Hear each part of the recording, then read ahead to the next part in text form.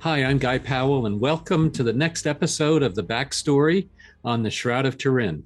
If you haven't already done so, please visit guypowell.com and sign up for more episodes. I am the author of the upcoming book, The Only Witness. It's a historical fiction tracing a possible history of the Shroud over the last 2 millennia. Today, we're speaking with Joe Marino.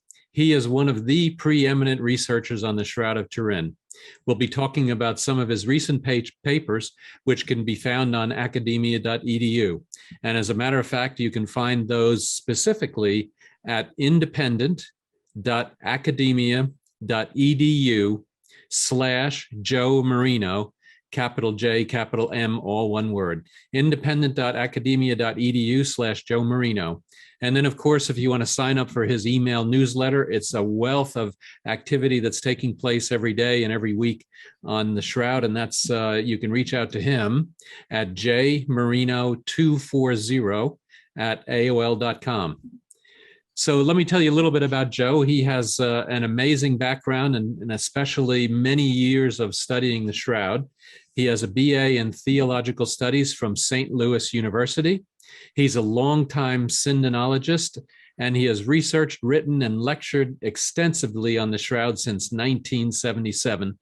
And he has recently retired from the Ohio State University in Columbus, Ohio.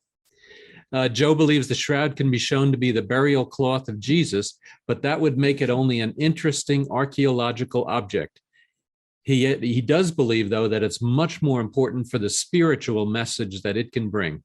As a former Benedictine monk and Catholic priest, Joe believes that organized religion has often depicted Jesus as an unreachable deity whose standards we can never reach.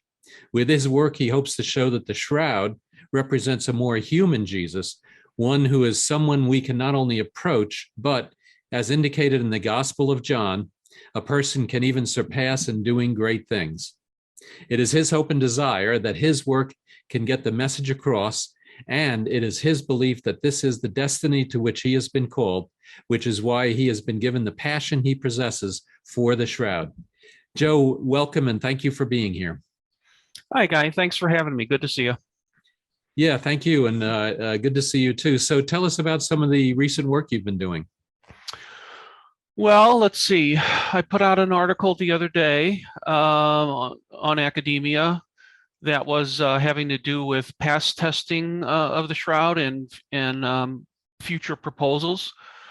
And then I also I constantly update a lot of the articles on academia.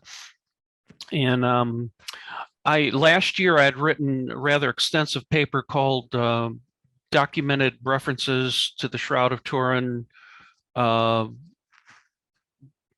before, what was it? I can always forget my own titles, before 1350 or something like that.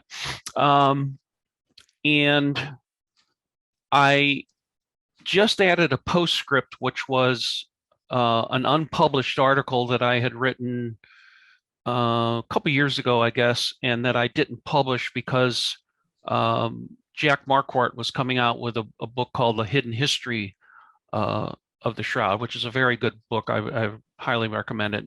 So I held off on that article, but I decided, now that his book has been out for a while, I've decided to add that article to my documented references paper, so that can be found there too. So now that paper is up to about 54 pages or something like that. So you can keep busy with that one, of course, and a lot of the other ones.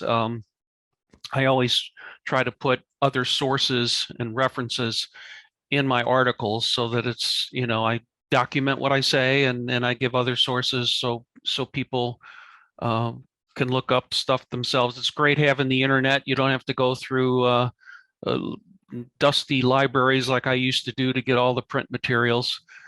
And then the other big thing on my radar right now is that I was approached by the Mexican Center of Sindonology